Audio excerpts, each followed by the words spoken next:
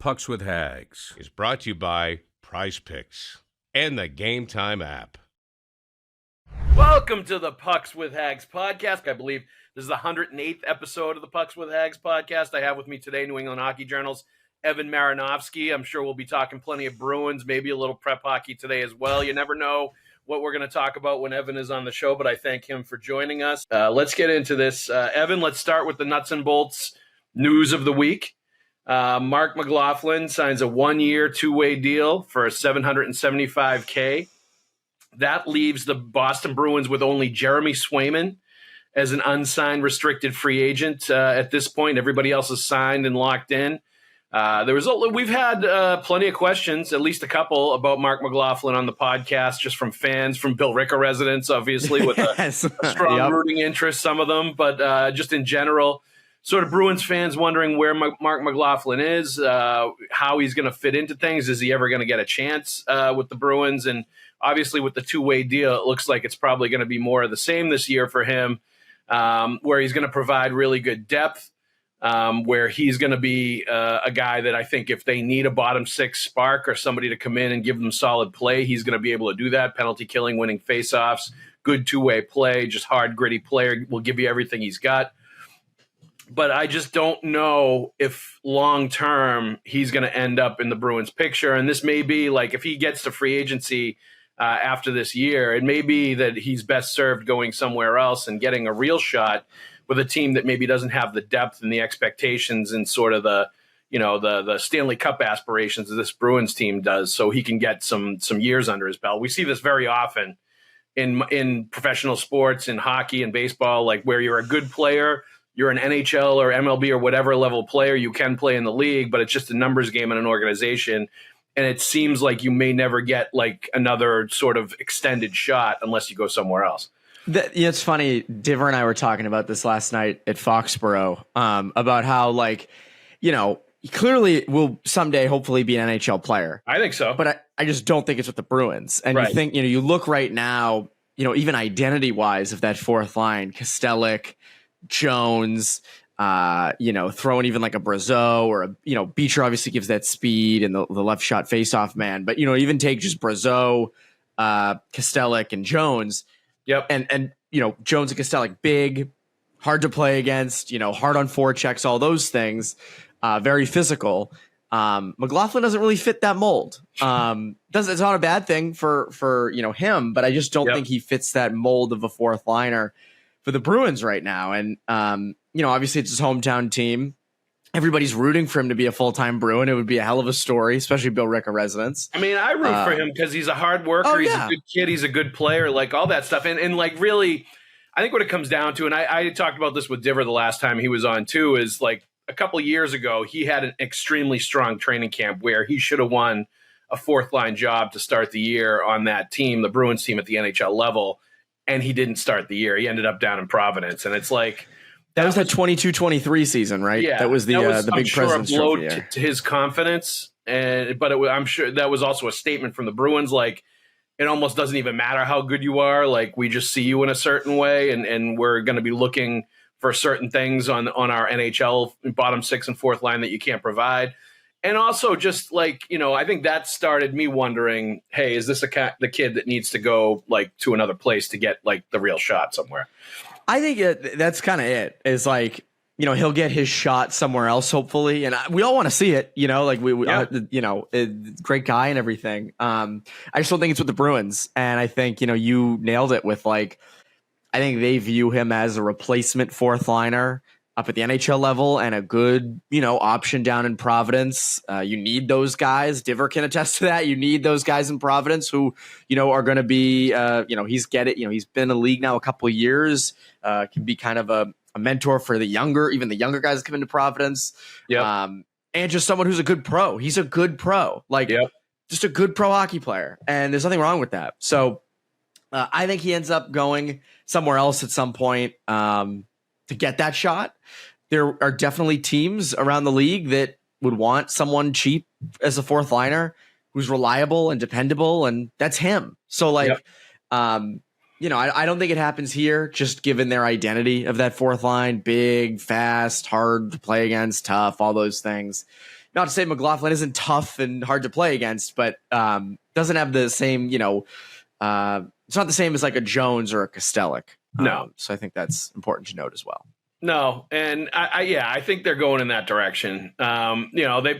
They've plugged in some of their organizational depth pieces on the fourth line over the last few years, and it's gotten limited returns. The Jacob Lauko and Oscar Steens of the world, and trying those guys and giving them extended looks on the fourth line. And I think what they found is just that the fourth line's not enough of a factor when they're trying to do that. They need to have established like real NHL talent that not only can play big, physical, gritty, like in your face, like, kind of the crash and bang sort of fourth line style that you want a fourth line to play, but also can put the puck in the net a little bit and has a little bit of skill to make things happen sometimes too. And will kick in more offense. The 1 point in 34 games or 32 games or whatever it was from Oscar Steen, those kind of things you just can't live with at the NHL level. You need a little bit more from your fourth line as far as chipping in offensively, even though they're not going to be like cashing in every single night. So I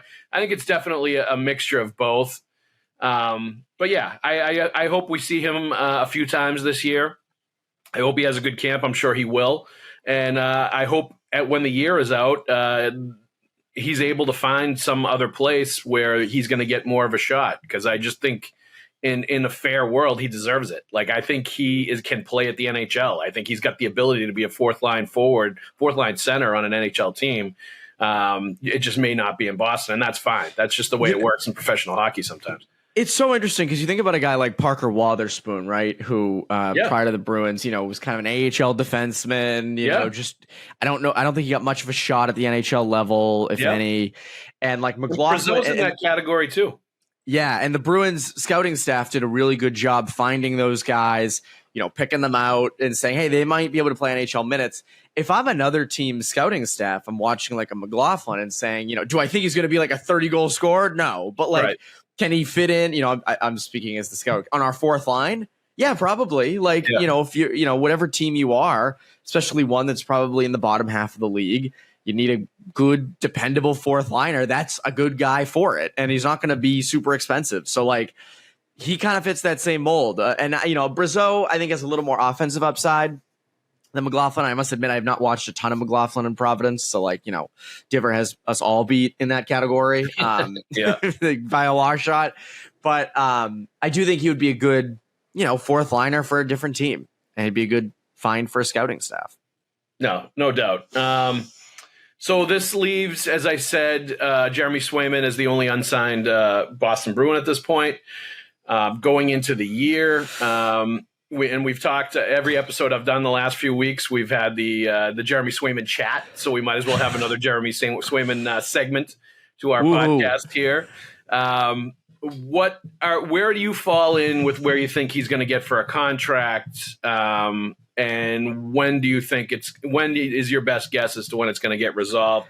But like more interestingly, like where do you fall? Because I think there's a range here of what he's going to get paid, and obviously that's part of the holdup. Is I think there's some compelling arguments to be made about both ends of the spectrum as far as what he's going to get for money in a contract, and wondering where you fall in that. Yeah, I fall at 8x8. I know that seems like a lot now. Less. You think it's gonna be less? Okay. Yeah, so I think 8x8 is good. He's your guy. You've developed him. $8 million now puts you in amongst, some of the top goaltenders in the league. I think down the line, as the cap goes up, goalies get paid more. What does Shesterkin make in New York? It starts to look a little bit cheaper. Obviously goalies is tough to tell. We've talked about this before. Goalies, they change all the time. I think 8x8 is good for all sides. Now here's my thing. So I wonder if the holdup, and this isn't inside information, I'm just curious. Like, I wonder if the holdup is more based along the lines of term, not AAV, in the sense that, I wonder if Swayman says, hey, let's do a 4 or 5 year deal, make, good money for that time. But then as the cap goes up, I want a relatively good contract for that time too. I don't want to be one of those, as I just mentioned, 8x8 would look, pretty, somewhat expensive now, but much cheaper down the line, unless he completely fell off a cliff, which I don't think will happen. Right. Whereas he might say, hey, do the Austin Matthews thing, 4 or 5 years, do the contract, then we'll do a new one 4 to 5 years from now. Now, for a goalie, I think, and I'm not saying he's done this, but for a goalie, that's very risky because, as I've said, goalies can change quick. And goalies' luck can turn, and injuries, and just overall play. And it's also predicated somewhat on the team that's playing in front of you too. If the team goes south in front of you, and all of a sudden your numbers go up, you're not going to be commanding the same kind of money. Exactly. And there's some things that are out of your control when you're a goalie. Like the one thing, I would think in some ways the Bruins might be amenable or should be amenable to a shorter term deal, which I think would be lower money. Because and this is the problem with this whole contract thing with Jeremy Swayman in particular. Like, he's clearly the guy. He's clearly their number one now after trading Allmark. Clearly the fans are on his side after chanting his name at the end of the handshake line when the season was over in the playoffs. Clearly he's proven that he can be a really good playoff goalie. Like, that's something that you want to, reward and hold on to and value. But the problem is there's no comparables. There's no real comparable for Jeremy Swayman getting paid that kind of money. There just isn't. And that matters in these contract negotiations. Like, you have to, if you're Jeremy Swayman's agent, you're his camp, you have to find a goalie that's in his situation, has his numbers, that got 8 times 8. There is no goalie like that. There is not. There's, Shesterkin. Sorokin didn't really play much before he was 25, right? Like, I think Sorokin was, didn't play until relatively later in his career. So that's even a tough comparison too. Right. So, like, I don't see a goalie that you can sit there and say, this is the guy and this is why you should get this. There's too many examples of, and Saros is the great example of this. Saros was in the exact same situation as Jeremy Swayman when he was splitting time with Pekka Rinne. And he's coming off the deal he signed when he was in Swayman's situation, which was 3 times 5 for 15. Like, if you're going to go 3 or 4 years, I think it should be like 4 years, 64, 4 years. 4 years, 24. I was going to say 64 is a lot of money. It's like, wait, what? 4 years, 24 million, 4 years, 26 That's the million. record for like somewhere in the 6.5 per year range. Like, you give him a little bit more than in Saros. But, like, I don't think you can pay him $8 million a year based on never playing more than 44 games in a year, based on never being a Vezina Trophy finalist, based on never even being – 1 year he was even only in the top 10 of Vezina Trophy voting this last year. Like, you're basically paying him like a number one based on no years proven that he's a number one. What happens theoretically if you give him 8 times 8 and then we find out that he can't be a guy that plays 60 to 65 games a year? The signs point to that. I mean, you saw the playoffs, like the amount of games he played in a row. And I know that's the playoffs. But it's only a month. That's just 1 month at one time. Like, I agree with you. The signs point to it, but you can't pay somebody based on like theoreticals and like, I think it's going to work based on maybe we saw him for a month and he looked pretty good. So like, guys don't get paid that kind of money until they've put together at least a year or two where they've played 55 to 65 games. They've maintained their performance level. They've been able to mentally and physically withstand the rigors of being an everyday guy or being the guy. And, they've been one of the best goalies in the league. Like, they've finished a Vezina Trophy finalist. They've won Vezina trophies.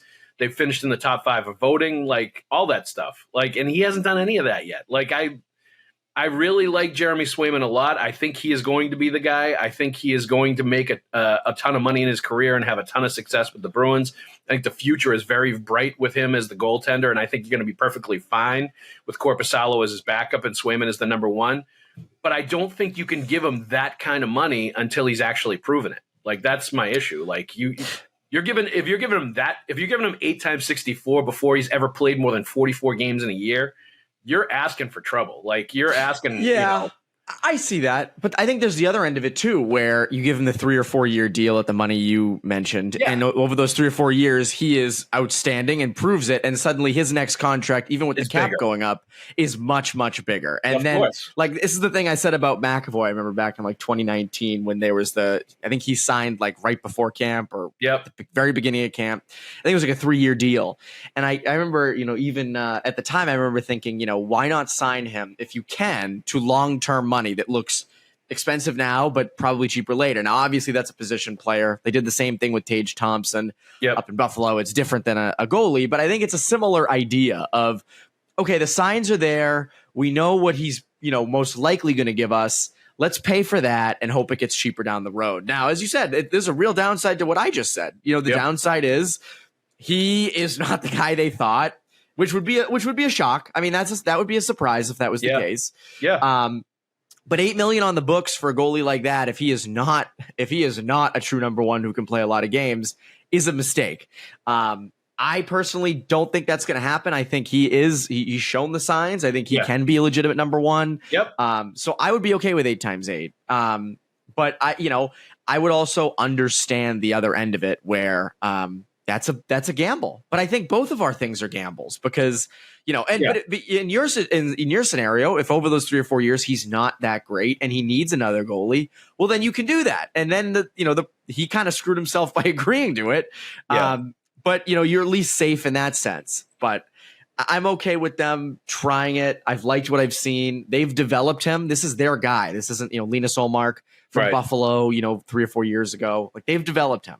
When do you think this happens, by the way? I have this weird feeling it's going to be like camp. I would hope they're able to do it before camp starts, because I think if it spills into camp, it starts to become like what will probably happen is it'll get done the first couple days of camp, which aren't really that big a deal if he misses those anyways. But that's when the pressure starts to, I think, ramp up for both sides to get it done. Certainly for the Bruins side to get it done, and that'll probably be, I'm sure, when there's more urgency from Swayman, like, hey, let's get this done too. I want to be in camp.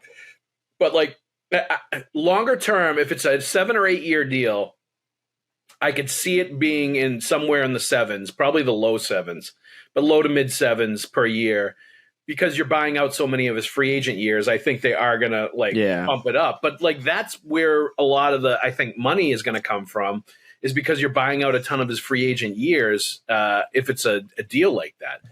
I think if it's a shorter term deal, you have to pay him less, because not only do I think that's kind of the road you have to take, because if you're the Bruins, I'd probably be more hesitant to do a shorter term deal for what you're talking about.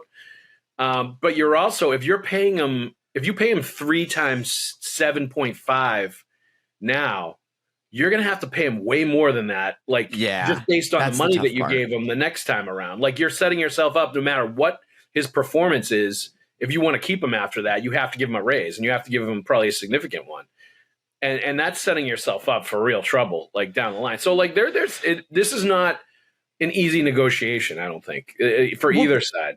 The other thing is he's 25. So if they sign him to a 3 or 4 year deal, Haggs, like as you said, let's just say it's 7.5 per, or it's more on the lines of what you had mentioned before of what you wanted, 3 years times 6.5, something like that. I think that's reasonable, and I think that makes sense. Take the guesswork out of buying MLB tickets with Game Time, the Red Sox, Fenway Park. Jarren Duran putting on a show at the MLB All-Star Game, so you may want to dig into your pocket and actually spend some money on some Red Sox tickets based on Jarren Duran and the season he's having. This is one of those seasons where I think you're going to want to watch because he's in the middle of putting something together pretty special. You're going to say you were in the stands and you saw Jarren Duran do something crazy when you were actually watching one of the games at Fenway. So go to Game Time. Last minute deals, save up to 60% off buying last minute for sports, concerts, comedy, theater. Zone deals, save even more when you choose a section and let Game Time choose the seats. Lowest price guarantee, or Game Time will credit you 110% of the difference. Take the guesswork out of getting Red Sox tickets at Fenway this summer with Game Time. Download the Game Time app, create an account, use the code CLNS for $20 off your first purchase. Terms do apply, but again, create the account and redeem the code CLNS for $20 off. Download Game Time today. Last minute tickets, lowest price guaranteed.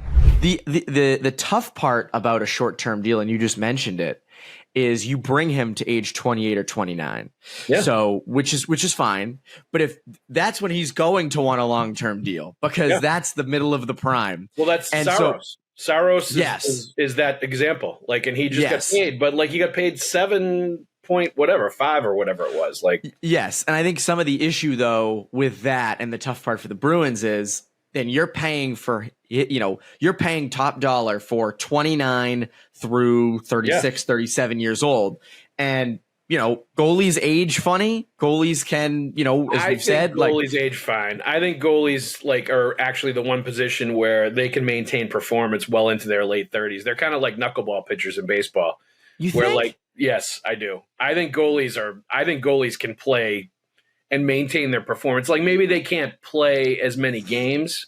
Like, they need the backup to play a little bit more as they get older. But I honestly think that's a position much more than forward or defense that you can maintain your level of performance well into your mid to late 30s. I do. I still worry. I still worry about older goalies. Now, again, you worry about, you can do the same thing with Elias Lindholm's deal, when he's signing it and the end of that. And if you get a Stanley Cup somewhere in there, then it never doesn't even matter. But I do still worry about handing a long-term deal to a goalie who's going to be 29 or 30 years old. Now, these are problems down the road, and they might not even come to fruition. They might sign Swayman to a long-term deal now and whatever. But it's a decision they'll have to make and be comfortable with, because, as you said, I think after the short-term deal, he'll probably commit an even bigger one. And you know what? We're pro getting the bag. So, good for Jeremy Swayman getting the money. Yeah. No. I am definitely in favor of Swayman getting paid, as a person, as a player. I think he's, I was his biggest advocate, and I was saying at the beginning of the year that he's should be their number one and he should get more playing time and definitely should be playing game 1 of the playoffs and let him get some run in the postseason and all that stuff. So I've definitely been on his side and an advocate for him for all this stuff. I just think when it comes to negotiations, you got to look at the numbers and the comparables. It's almost like real estate. You have to look at it very much from a cold, hard business perspective. And I just don't know that there's an example out there of a guy that's going to get Swayman paid what he wants, because I just don't think there's a comparable out there to him that did get paid that. But it'll be interesting to see how it goes, especially when the pressure gets amped up as we get closer to training camp. So that does conclude our Jeremy Swayman segment for this Pucks with Haggs podcast.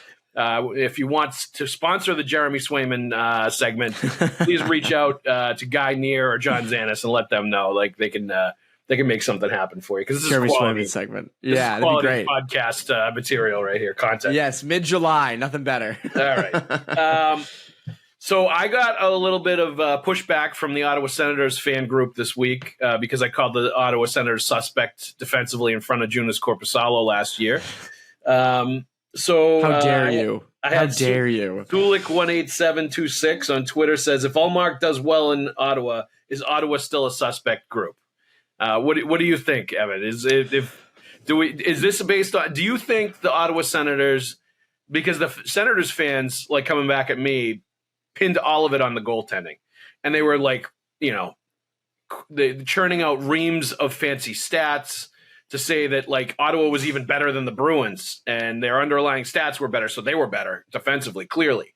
And the Bruins were just rescued by goaltending, and the Ottawa Senators were just solely sunk by goaltending. And I just don't think it's that simple. I don't put this is the problem of putting too much stock into the underlying stats, is when you start saying absolutes like this and you start trying to say ridiculous things like the Ottawa Senators were better than the Bruins last year, except in goaltending. That's bullcrap. That's not even close to true. No, I don't care what the numbers say. You need a blend. And yes. There were numbers that the Senators were better in than the Bruins defensively, but I still put the Bruins defensively better than the Senators. I don't think that's crazy to say. Yes. I think Linus Ullmark can have a really good season, and the Senators can still play bad in front of him, and Ullmark's just great. Now, I'm not saying that's going to happen, but I'm saying that could be a case where Ullmark's numbers are good and the Senators are better, but he's still still facing a ton of high danger chances. He's still, they're still not great in front of him defensively. Yep. I think that won't help him. Like, that would be an amazing season if he can put up like a 915, 920 save percentage, and we're looking at the video and we're like, holy crap, like everything's getting through. Then obviously that's the case. But I think it'll be more somewhere in the middle. I think they'll be a little bit better in front of him. I mean, you think about like they're a pretty young team, so a year under their belt. Some of those things come out. They have a new coach up there, right? Yeah, like if they have officially a new coach up there, maybe that makes a difference. But again, like I think goaltending, I think you'd agree with this. When goalies go to new places, it's not always a seamless transition. Especially with Ullmark. He's like kind of a creature of habit, a guy that needs to be comfortable, needs his family to be well situated and comfortable. Like it took him a little while to adjust to Boston before he really became comfortable there. And I think it's going to be the same in Ottawa. Yeah, so I like the thing with Ullmark is, and this is the thing I would say to Senators fans, is it might not be this year. He might be a bit shaky at times. The numbers might not be there as much as they have been in past years this year. Wait it out. Like, that's the big thing with him. Now, again, he still has not signed an extension. He hasn't signed that new deal. So there will be a lot of incentive for him on this season to be outstanding. But, I expect the Senators to be better. Do I think they're going to be a playoff team? No, I think they'll fight for a wild card spot. Like, I think they'll be in the mix. Yep. But I don't foresee them moving into like the top 3 of the Atlantic. I don't see that. And Linus Ullmark can have a really good season, and they're still, a wild card team or fighting for a wild card spot. And I think that's still a success for Linus Ullmark, just getting this team kind of into field goal range. Yeah.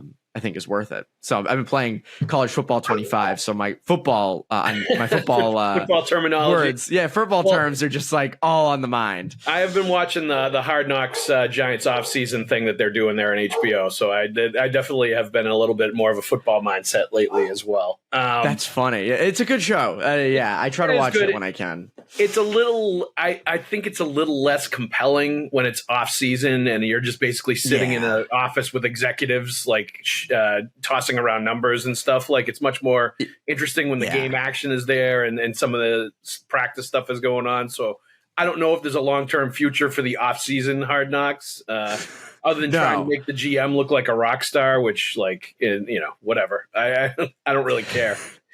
But I will say, just to talk about this for a quick second before we go back to the Senators, like, I do think, like, when the Bruins started behind the B, that was a little ahead of its time. I mean, there were other sports shows like that, but that was a little bit ahead of its time. You got to give the Bruins credit for and I know there was the HBO series, Inside the Winter Classic, which was always phenomenal. And it was like, you do this more. And, it's good that I think they're doing the Amazon series in the fall. You have the NFL doing the quarterbacks and receivers show. Like, more of those, please. I think everyone likes those full swing. I love the behind the scenes stuff. Just as you said, the off season when it's, just guys sitting around, chucking numbers and putting up trade proposals. Like, what's the difference between them and a podcast? I mean, come on. Bunch of middle-aged dudes, executives, like giving each other fist pounds after they like sign somebody to a free agent contract. It's not quite as we got him on a 2-way deal at $775. Let's go. We're under the cap. Yeah. That's like, all right, well, I can go back to doing other things. Yeah. All right. So that we got you want to rip on Senators fans. That's what you want to do. You want to rip into Senators fans. No, it's partially that, but it's more for me. It's more of like the allegiance, the blind allegiance to underlying stats, and just looking at something and saying this is absolutely what happened because this is what these two stats say. When it's like, no, you need to use the stats, but also use your eyes. And if you use your eyes and you watch these two teams, there's no friggin' way on God's green earth the Ottawa Senators were even close to as good defensively as the Boston Bruins, no matter what the numbers said. I really don't care. Like, it's obvious. Just watch the game. All right. So moving, but like, that's not to say the Bruins defense was like the best defense in the world either. They certainly made mistakes and had more odd man rushes. And like part of that is definitely the style of play that Jim Montgomery preaches, which is, much riskier offensively than a lot of the other coaches that have been here and is going to lead to those kind of situations. So that's a part of it too. All right. With the proper goalie coach in our defense, I feel good about Joonas Korpisalo, says Art Adventure on Twitter. Art Venture on Twitter. How do you feel, Evan, about Joonas Korpisalo as the backup goalie? Well, I think his numbers will be better. Like that doesn't shock me. I think, his numbers will be better.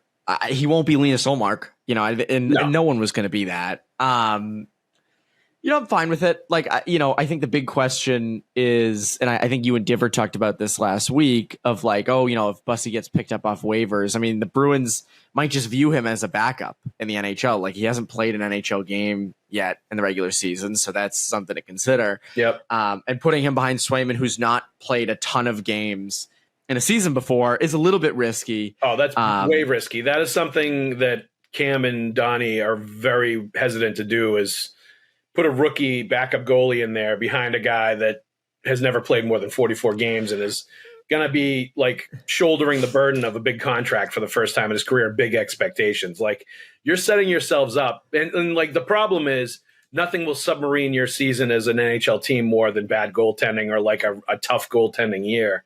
Agreed. And you're setting yourselves up for some high risk situations if you put Swayman as the number one and Bussy as the backup going into the season with no like veteran sort of insurance policy. Well, that's the thing. And again, like, you don't know what you have there with Bussy behind just Swayman straight up. It helps you with the cap, but it does not, Korpisalo will probably, just based off he's played NHL games, is more of a reliable backup. Yeah. How do I think Korpisalo be? Numbers will be better. Again, he's shown signs in his career at times where, you look at that little LA stint, Columbus, thought fairly highly of him. They liked him for a bit. So again, like, can he be a competent backup with easier matchups? Yeah, probably. My issue with it was more so the cap, and we've talked about this before, so I'm not going to get back into it, but just the cap end of it. Yep. But in terms of, can he be a reliable backup, which is what the Bruins need? Can he play 35 games, let's say? Like, I'm not crazy with 35, right? 35, like around that, like 30, 35 games. Yeah, I think he can. Like, I think he'll be fine. Now if he's not, then it's a whole different conversation, but he's a reliable NHL goalie at least. And I think, when you look back at the offseason, it's like, well, it was kind of obvious they were going to get probably someone. I thought it'd be, they'd just find some veteran who was much older who would, be cheaper. But Korpisalo has that interesting bit of, it could be better, like could be a lot better than he has been. So I think he'll be better. I think the numbers will be better than he had in Ottawa last year, just given where he'll be on this team. Yeah. And like, look, he's probably getting paid $1.5 million more than you would pay a veteran backup to come in here. Like, you're talking about an extra 1.5 that you're sort of spending when you made that trade. We're not talking about huge money that's going to cost you like an elite player based on the extra money you're paying him instead of a veteran guy that you were going to bring in that's established to be like that insurance policy with Bussy and Swayman. So like, the hand wringing that goes on about the Korpisalo thing is I think misplaced to a degree, just because it's not a huge amount of money. Like, the cap's over. No, it's not. It's not a huge amount of money. Million. Come on, like it's fine. You're going to be okay. I remember doing the percentages of like how much that makes up of the salary cap, and it was like 0.03 or whatever. It was small. And there's still, and there is still with him. What is he? 27, 28? Yeah. Like, there's still a chance that there's a little more there. Yeah, like, that's the other part of it. Get the best out of him. I have zero doubt that in the Bruins system with goalie Bob, being there with Swayman, like being in a really good situation for a goalie, like how many goalies have the Bruins brought in over the last 10 or 15 years that have flopped? Like, not any at all. Like, pretty much. Many. Like, Nicholas Svedberg is one that I think of that really like wasn't. I forgot about Nicholas Svedberg. He was not really well cast, but I just don't think he was NHL material. I don't think he was cut out to be a backup NHL goalie. Like, I think there was a lot going on there with him. Well, rookie goalies, they had a tough time. I mean, Zane McIntyre, Malcolm Subban, those were and again, like, you can argue if those were really NHL caliber or 2 games, and they were up because of injuries. None of those guys were like, the guy that they said, hey, you're coming in and being the backup. Svedberg was that guy. He was the guy pinned to be the backup that year. Was it McIntyre that they threw into a primetime game against the Rangers? Yeah. And then they threw Subban against St. Louis? I was there for that. I remember that one. Oh my God, that was a debacle. Yep. But yeah, and those, those are like situations where those are the kind of situations that the Bruins, I think the executives in front office remember and are trying to avoid. That's why they made the Korpisalo trade, is because they don't want to run into those kind of situations. Because like I said, the only the quickest way to be a bad NHL team is to just have a bad goaltending situation. That will sink your team faster than anything else in the hockey world. So I think they're trying to avoid that, and that's why Korpisalo is here.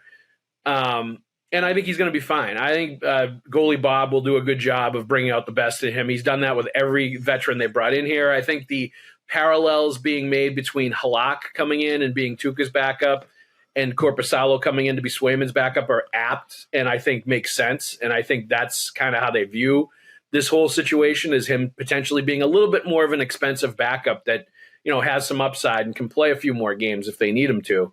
And gives them a good option next to Swayman, who is going to be grappling with a lot for the first time in his career. More playing time, more expectations, a lot of different stuff going on. His goalie hug partner is gone. Like, there's going to be a lot on Jeremy Swayman's plate this year for sure. And I think you want him to get paid peanut. I heard you said earlier. You said, I hope Swayman doesn't make any money this year. You said he should play for free.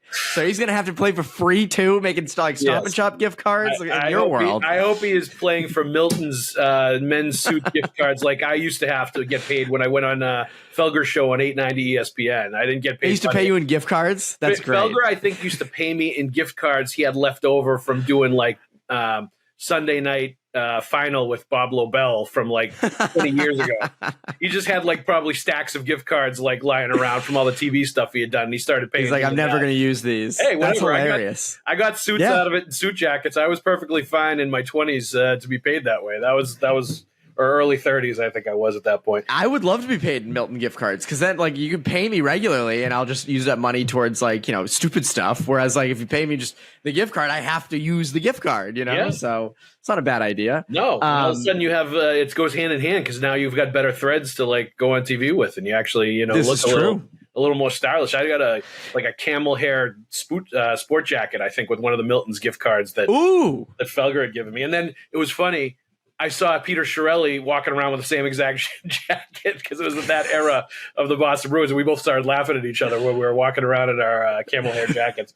Oh my God. You need your Gucci sunglasses. Now, it's interesting because like, something to get off my chest. I took a selfie of me and Connor at his wedding, Connor Ryan. Yep. And someone replied like, oh, you guys can't wear tuxes. Like, I know hockey journalists don't make a lot of money, but like, and I'm like, wait a minute. First of all, you don't know what I make. So screw you.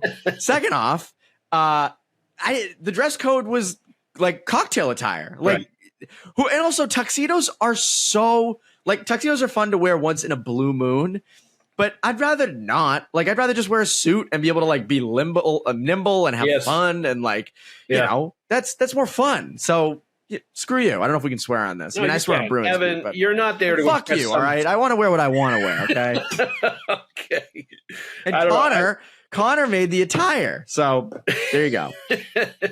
I think you go. You don't have to impress anybody on social media, Evan. You don't. I know I don't. But I felt good about how I was looking and how we were all looking. Like if I'm wearing this, it's different. You want to say this looks my New Orleans shirt. The whole reason he said what he said was to get this reaction. That is the only reason he said what he said. He got it. Exactly. Don't give him the satisfaction, Evan. You wear whatever you want. You be comfortable. Screw that guy. I haven't worn a friggin' tux since my senior prom in 1992. I don't give a shit. It's there fun. You know what's funny? Now for my future wedding, jeans and t-shirts. Yeah. Jeans and t-shirts. Just stick it to that guy. Dude, I'm going to invite married him in the Bahamas. And make him wear a tux. I got married in the Bahamas. We all had like Bahama, like sort of beach clothes at my wedding. It was like the summer That's breezy, fun, though. like that's awesome. Suits and stuff like that. It was like the I didn't know you got married in the Bahamas. That's awesome. Got married at Cable Beach in the Bahamas. Cable Beach Sheridan, I think it was, which no longer exists. And our honeymoon was at Atlantis in the Bahamas too. I golfed at that golf course at Atlantis where Michael Jordan has his like celebrity golf tournament. And then with my wife, and she decided after 9 holes she wanted to like leave or she was tired.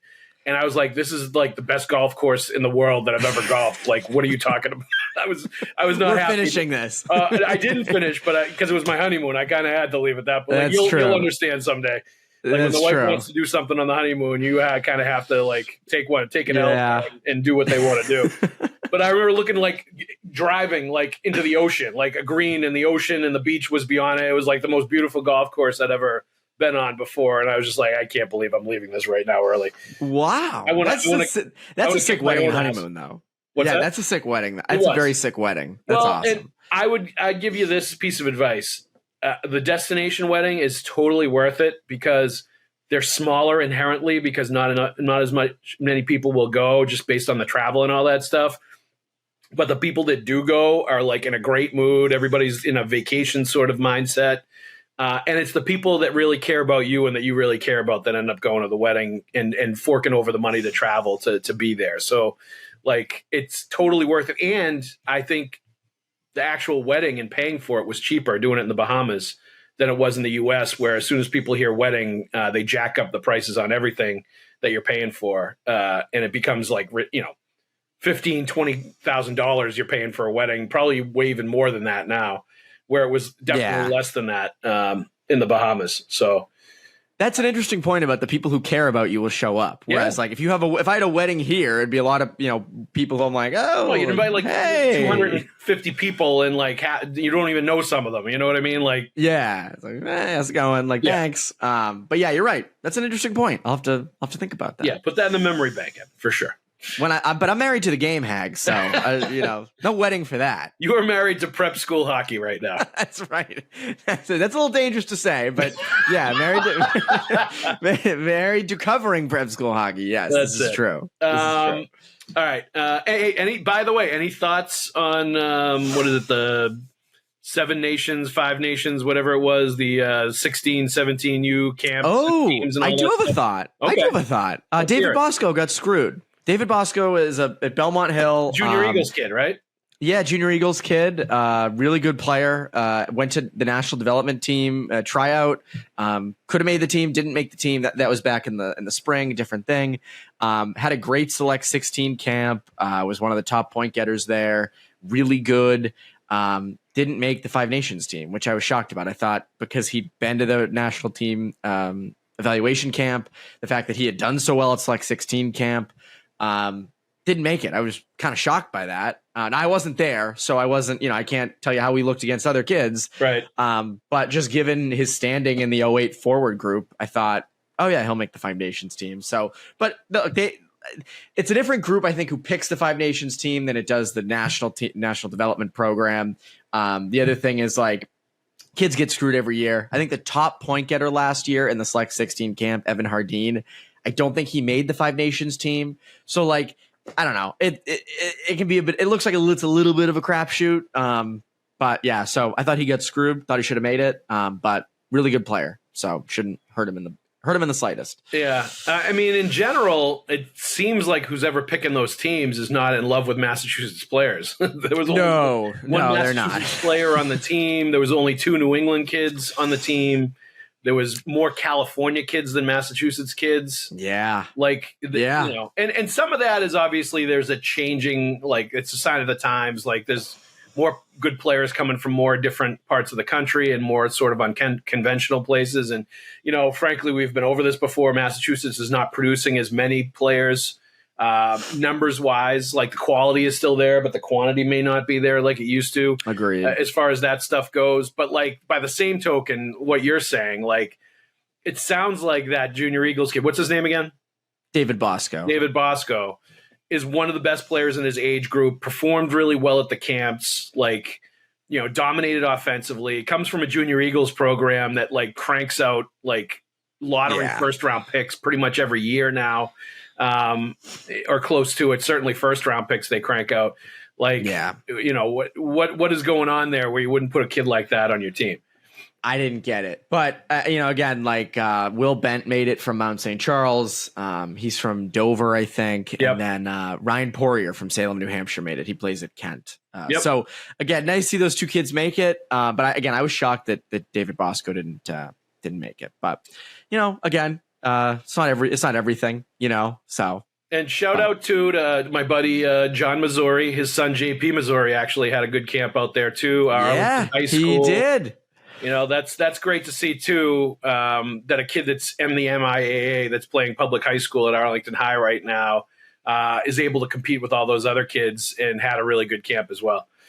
He is maybe my favorite player to watch. He's like 5'5", like 120 pounds. He's got some razzle dazzle in his game too. He's got crazy skill, and he hits everybody. Nothing stops him. He will knock over anybody. He gets into it with kids at camps. Like, he is just a fun player to watch. So I hope at some point a Division I school, and I imagine at some point they will, take a bite out of him and bring him to their school, because he is it'd be a fan favorite wherever he goes. So yeah, he and the other kid that he played with last year, Evan Jones, he's got a pretty bright future too, right? Yeah, Evan Jones is really good. When I was in Buffalo, he was there for Select 17, and he was one of the better defensemen there. Came again out of the MIAA, going to Belmont Hill next year. He's a junior Eagle as well. He's really good, just a great puck mover and a surefire Division I kid. So he'll probably commit in the next when August 1 comes around. He'll probably commit sometime in August. So hopefully it's good luck to him. It's a fun time for those kids committing and all that stuff. That's what my whole life is dedicated to right now, Haggs. Like figuring out where these kids are going, looking at past commits. Like I'm committed out right now. So lucky me. Looking forward to that. Big part of the summer coming up for Evan with the commitments. Around the corner. All right. This is another tweet about Korpisalo, and I'll just read this one and then we can move on. I think he will have a bounce back season.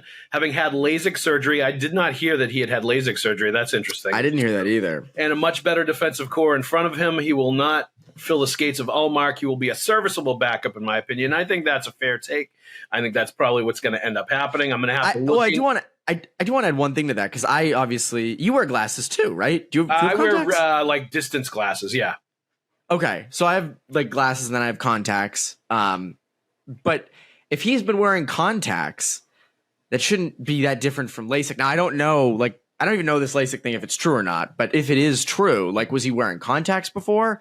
Has he just not been able to see? Like, there's a lot of questions there. Like, if he hasn't been able to see, then like, holy crap, what a bargain the Bruins got. Yes. Like, you got this guy who could not physically see anything. It's like something out of a movie where all of a sudden he has a surgery and he becomes like this world-class goaltender. Yeah. It's I remember when my vision started to go, and then I put glasses on and I was like, whoa, I can see the whiteboard again. This rocks. I don't have to squint and everything. I know. Well, it's like, I try to limit how much I wear them though. Like, I wear them driving at night. I wear them when I'm at like Bruins games or sporting events. I wear them when I go to the movies. Like, but like I haven't, my eyes have not downgraded vision wise anything from when they were in their 20s when I first, started wearing those glasses, because I am very selective about when I wear them. I feel like if you start wearing them all the time, that's the slow decline of your vision, because your eyes get kind of lazy. That's my opinion. That is not substantiated by medicine or medical, science by any form, but I've found that to be true.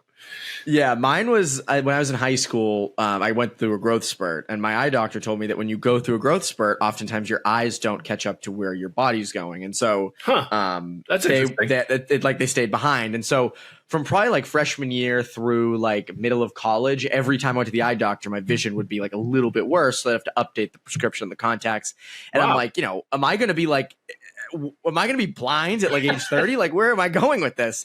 And then it stops. So like once you kind of stop growing and whatever, so my vision's been kind of equally crappy for like 2 or 3 years. So I'm like -3 in my left eye and -3.75 in my right, which is like average. No, it's not terrible. Yeah. Like my girlfriend's like -8, which is like, holy crap. I mean, you can't see anything. So if you take glasses off when you're -8, it's just like blurry everywhere. Yeah, I don't know what it is, because like this is blurry for me. Like I can't really read. Like I'm not far from my laptop. I can't read my name, and like I know you're there, but I can't like make out your details or anything like that. Whereas like for her, it must be just like this. Like just can't see a thing. I don't know like how does that work? So, but yeah, thank God for glasses and corrective lenses. All right. Here's an interesting one. Not trying to start a rumor, but I'm curious if you think Mason Lohrei could be a possible trade option at some point. Bees seem to lean towards a more veteran defense, and he is probably one of the players that could return that top 6 right wing. Just hypothesizing, and that is from Brett is Yelling on Twitter. I don't see any scenario where they're trading Mason Lohrei. I think the Bruins know like what they have with him. I think they know they have a potentially difference-making, impact-making defenseman, puck-moving defenseman, power play defenseman, based on the size and the effort he puts into the game and that he wants to be a really good player. I think he's going to be a good two-way defenseman that's going to get better defensively. But, like, some of the skill that you see him play with, some of the things he can do offensively, I think he has the best offensive skills of anybody on that back end, including Charlie McAvoy, when you see some of the plays that he can make. Now, he's more high risk. He's got to learn when to, pick his spots with that. And I think he's good about like trying to push the envelope, which you have to if you're a skill player and you're an offensive player. But like, I think the Bruins look at him and they know they have something special. And I think they just brought in Zadorov and they've set things up the way that they have because they want him to not have the pressure of being a top 4 defenseman next year and be able to develop like at the NHL level without being thrown to the wolves right away. But I think they know that they have something good there and they're not going to trade it. Yeah, I mean, I think Lohrei, like, on paper is your most valuable trade asset, but you're not trading him. That's why you're not trading him. So. He's such a valuable young guy. And everything you just said, and we've talked about this a lot before, 6'5" defenseman who is extremely offensive, good skills, all those things. You don't draft that every year. Those don't grow on trees. You hold on to those guys. So yeah, I don't see them trading Mason Lohrei. All right. I think we've solved all the Bruins problems again this week, Evan. Thank you very much for joining us. We did it, Joe. We did it. Hats off to us. We're awesome. Evan, thank you very much for joining us, my friend. Of course. I'll see you probably around soon. I will see you when I see you, for sure. It will be soon. Thank you, everybody else out there, for listening, and we'll see you at the rink.